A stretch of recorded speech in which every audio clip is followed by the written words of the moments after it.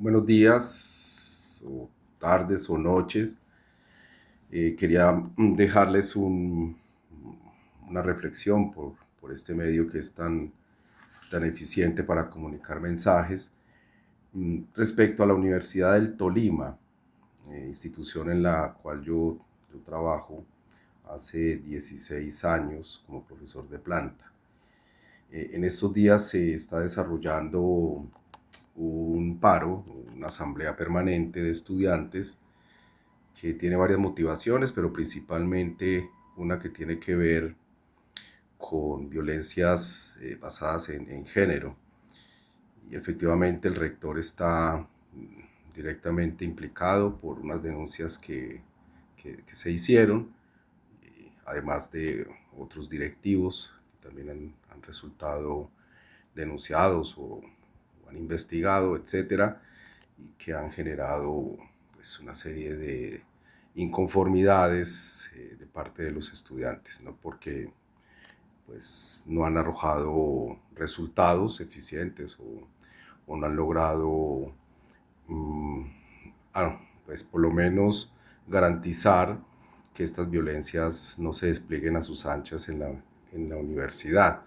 Bueno, es un asunto complejísimo en el que efectivamente ha habido un trato desigual, o sea, unos directivos terminan realmente sin ser investigados, absueltos o ni siquiera se hacen investigaciones, y otros profesores, sobre todo profesores de la base, que han sido críticos unos, otros no, de la administración, pues han terminado sancionados o incluso los han separado del cargo, ¿no? En la universidad.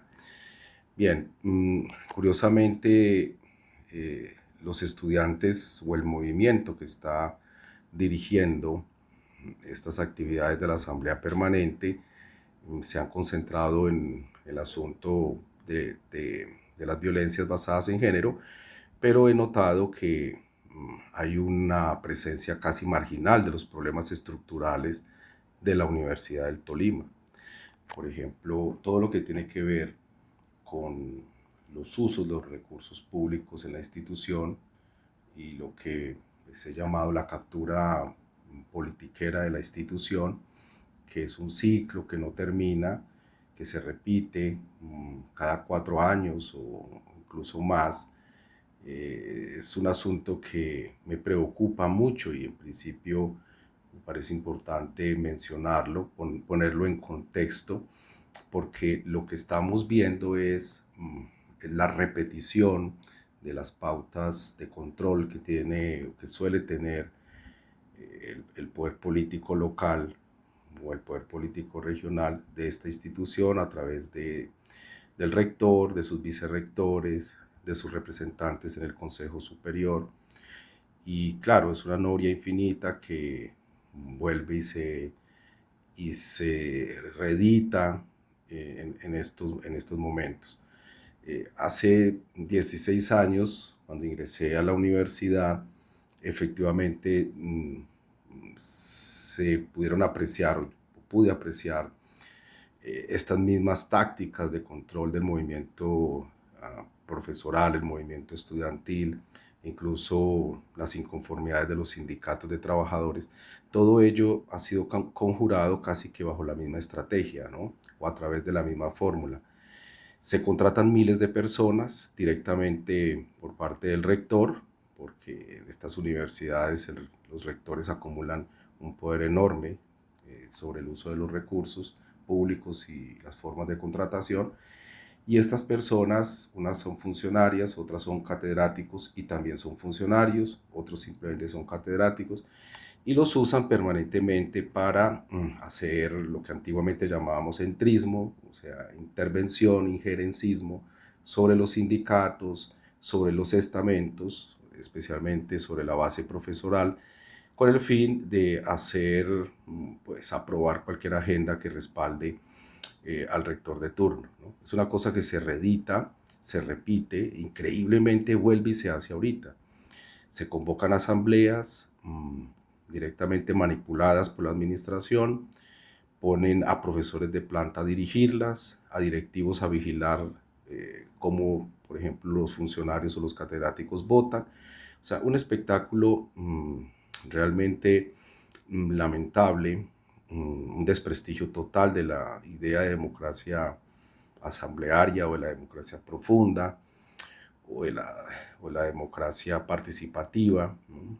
En el buen sentido de Greber, que linda con el anarquismo, por ejemplo. Todo este tipo de nociones ideales o utópicas de la democracia que en principio podrían llevarse en unos rasgos esenciales o en algunos de sus rasgos en una universidad, aquí se destruye permanentemente. Y hablo de aquí con relación a otras universidades. Cuando uno recorre pues otras instituciones como la Universidad de Antioquia, como la UIS, la Universidad de Caldas, la Universidad Tecnológica y Pedagógica de Colombia, la Universidad Tecnológica de Pereira, bueno, unas universidades de tamaño regional, con presupuestos regionales, obviamente mucho más comprometida con el desarrollo científico, técnico y artístico de su región, pues uno nota las diferencias, ¿no? Son absolutamente abismales. Esta es una universidad completamente rezagada, los indicadores lo muestran. Llevamos años mirando cómo esta universidad tiene unos indicadores de calidad muy cuestionables, tiene una producción científica también que se rezaga respecto a estas instituciones que yo les estoy mencionando, que tiene un plan de expansión por todo el país sin garantías de calidad. Eso es otra cosa que preocupa bastante, sobre todo el modelo irracional de planeación espacial de ese sistema educativo es una cosa absolutamente irracional, ¿no? En principio debió concentrarse solo en el departamento del Tolima, una gobernación que apenas pone menos del 10% del presupuesto total que tiene, el presupuesto de esta universidad en realidad tiene un aporte muy bajo, ¿no? Por parte de la gobernación. La nación es la que aplica buena parte de los recursos y bueno, y la gobernación es la que controla a través del rector, bueno, no solo de este rector, sino de los rectores anteriores, desde hace 16 años se percibe lo mismo, controla las decisiones que se toman en la institución, ¿no? Entonces, más de 1000 personas contratadas directamente, ¿no? Bajo distintas modalidades, pues obviamente generan una fuerza de intervención, de legitimidad del rector de turno, que es absolutamente insuperable. Y hay un reducido grupo, los estudiantes no lo saben muy seguramente, de profesores de planta que se expresan libremente porque no tienen coacciones evidentes, ¿no? Ni se dejan pues tampoco chantajear o se someten a esas subordinaciones por el efecto de los incentivos que suelen dárseles. Pero hay un grupo de profesores de planta reducidos, pues que es una constante que suelen cuestionar a los rectores cuando cometen desmanes o sus administraciones cometen toda suerte de arbitrariedades o están implicadas en asuntos como la corrupción y la manipulación de concursos de profesores de planta.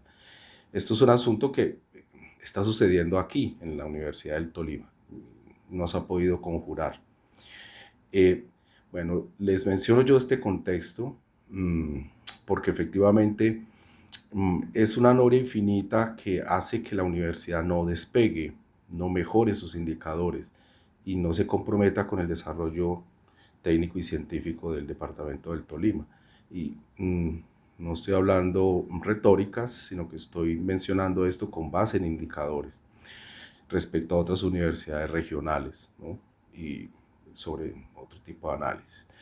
Muchas de estas cosas se denunciaron ante el Ministerio del Trabajo, Ministerio de Educación, Presidencia de la República, y lamentablemente lo que constatamos, me refiero a este grupo pequeño de profesores de planta, es que a pesar del apoyo que se le hizo al gobierno Petro, de manera insólita, no obtuvimos ningún tipo de apoyo. ni en Ministerio de Educación, ni en Presidencia de la República, y nunca se investigaron los hechos. Pues a la fecha no hemos visto ningún tipo de intervención de parte de estas autoridades, ¿no? E incluso nuestros colegas más cercanos que han denunciado a esta administración eh, expusieron, expusieron sus nombres a través de comunicados y cartas de apoyo al gobierno Petro, y fueron amenazados con investigaciones disciplinarias, etc. Es decir, a pesar de la actitud militante de este profesorado, mmm,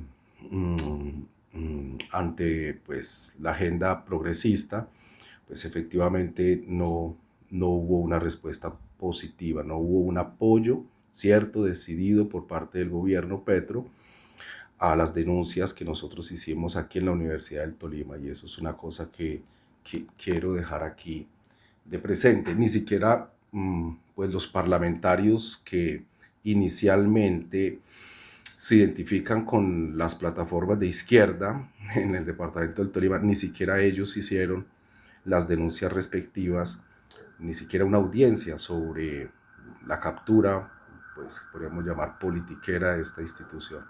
No se han interesado por apoyar una transformación radical de esta institución, ¿no? Entonces, quiero dejar este contexto, mencionar que es un asunto que se repite. Es insólito que volvamos a ver estos espectáculos. En principio, varios de nosotros consideramos, colegas cercanos, profesores de planta, que este funcionariado y estos catedráticos también, que son funcionarios, efectivamente deberían tener consagrado su derecho al voto, pero no en estas circunstancias. Es decir, creemos que los que tengan la posibilidad de votar efectivamente deberían hacerlo, pero con garantías. En algún momento propusimos que si los catedráticos tienen el derecho a votar, la mínima garantía sería que no fueran removibles durante todo el periodo de un rectorado, por ejemplo. O si participaran en la elección de decanos, no tuvieran esa posibilidad, esa obligación de ser vinculados de forma temporal, sino garantizarles su permanencia durante todo el periodo de una decanatura. O sea, garantías tanto para unos como para otros harían mucho más pues, seguro el sistema de elección de este tipo de autoridades, pero efectivamente no se ha podido. O sea, en realidad el interés es usar a los funcionarios, a los catedráticos en general, y no promover una discusión pues, en profundidad sobre un modelo de universidad, sino desconocerlo, desdeñarlo, convertirlo en algo menor y dejar pues literalmente la universidad reducida a una bolsa de empleo, que en este caso es del barretismo. En el pasado lo fue del Partido Liberal y de otros partidos y alianzas, e incluso con grupos de izquierda que históricamente también son usados dentro de estas universidades, bueno, en particular en esta, son usados para legitimar los rectores de turno, ¿no? Y usados sin vergüenza alguna, ¿no? E incluso después se convierten en líderes, líderes sindicales de renombre. Luego se convierten en profesores universitarios de planta y también son directivos posteriormente de la universidad. Es un ciclo que no para y que ha dejado esta institución completamente subordinada a las decisiones de los políticos locales, ¿no? Y regionales.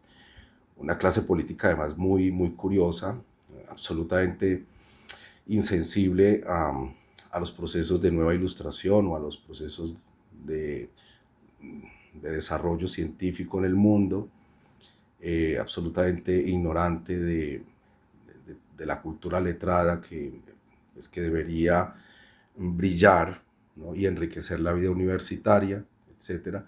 Son pues élites realmente desconectadas del mundo contemporáneo, en sus imperativos básicos de desarrollo, ¿no? O de modernización, e incluso en sus imperativos críticos de modernización, ¿no? Que Es otra cosa importante que se debe tener presente en una institución. No hay, en resumen, etos universitario. Entonces son muchos años. Los estudiantes, en principio, deberían leer a fondo este recorrido, ¿no? Hay literatura disponible, yo he escrito varios artículos sobre la historia de estas maneras de cooptación que tiene los políticos, ¿no? Sobre la agenda que administra la universidad, la cooptación que ejerce sobre los rectores, etcétera, o el maridaje que hay entre la gobernación y los rectores. Es una cosa que considero lamentable. En resumen, eh, pues considero que deberíamos apoyar a los estudiantes. Los estudiantes deberán entender de que la administración usa a buena parte de estos funcionarios y catedráticos funcionarios para destruir el movimiento estudiantil, para destruir el movimiento profesoral que pide cambios estructurales, y que buena parte de las crisis internas que tenemos en la institución, los problemas que se han denunciado de corrupción, manipulación de concursos, repito, sobre costos de obras, intervención en elecciones, intervención descarada y directa en las elecciones y en las consultas de parte de directivos, etcétera, prácticamente de cuadros políticos del barretismo. Todo esto, en realidad, es la consecuencia directa de estas dinámicas políticas que hay al interior del campus. Es decir, se consolida una fuerza ultraconservadora que se opone a cualquier cambio, usan los contratos, las vinculaciones laborales subordinadas al poder rectoral para atacar los movimientos que piden reformas, ¿no? Y muy seguramente es lo que vamos a ver al final del día en estas movilizaciones de estudiantes y de profesores de planta especialmente, y es que van a terminar literalmente cooptadas en unos casos, ¿no? Y en otros casos va a continuar una persecución sindical sistemática por parte del rector actual, ¿no? Eso es una cosa también que está en el orden del día de estas administraciones, ¿no? Perseguir a los profesores que se oponen, que críticamente, que argumentan sobre el desastre que implica esta universidad. Con esto quiero terminar. Lo más interesante es el,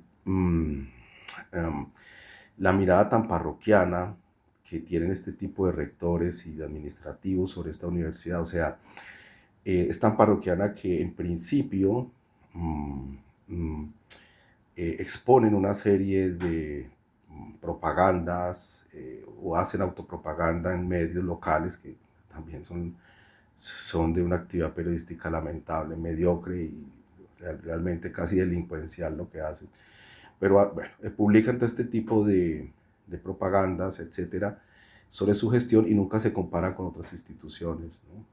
Es decir, es lamentable este nivel de irracionalidad o de arracionalidad de este tipo de funcionarios, ¿no? Que les envían el mensaje a toda la comunidad tolimense de que esta es la mejor universidad de Colombia, bueno, exagerando un poco, o al menos de la región.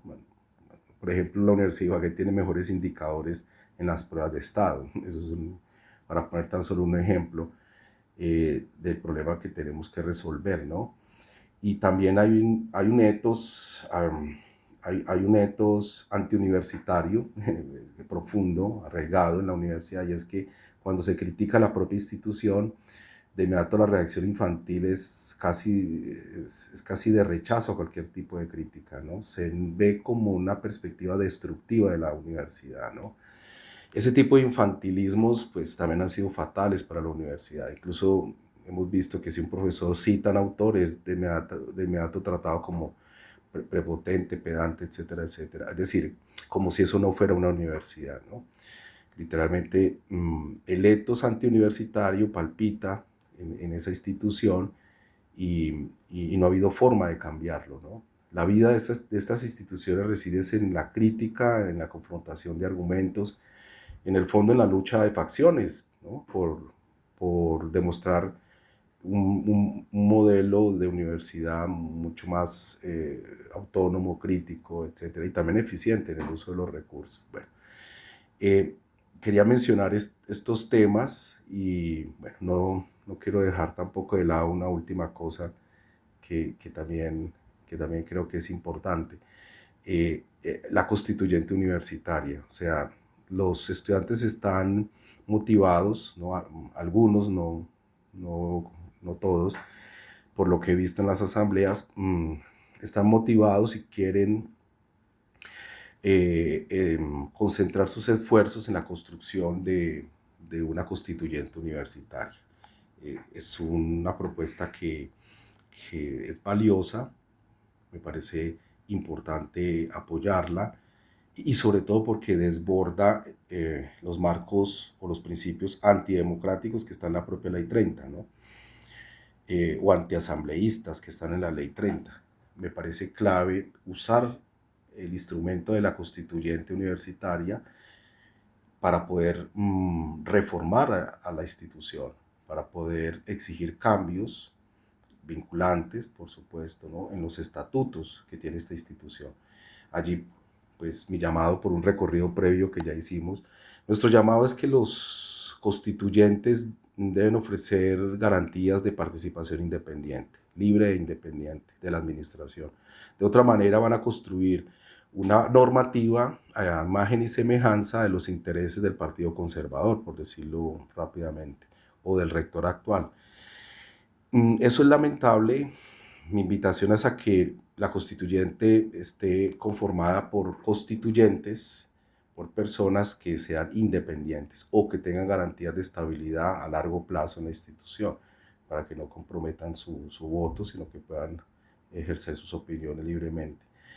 Eh, Ojalá se pueda desarrollar la constituyente a través de los espacios de las asambleas permanentes. Esta universidad lleva muchos años esperando un cambio estructural, no ha sido posible.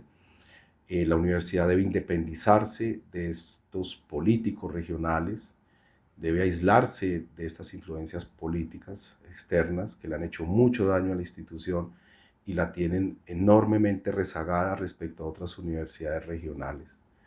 Es lamentable lo que estamos viviendo y especialmente es lamentable cuando pues en masas enormes de campesinos, artesanos, trabajadores, obreros, pequeños comerciantes, día a día en este departamento, pues se levantan, ¿no? A trabajar y a producir riqueza en este departamento, esperando muchas veces esperando el apoyo de una universidad, la orientación, ¿no? de sus de sus egresados para poder transformar el departamento, ¿no?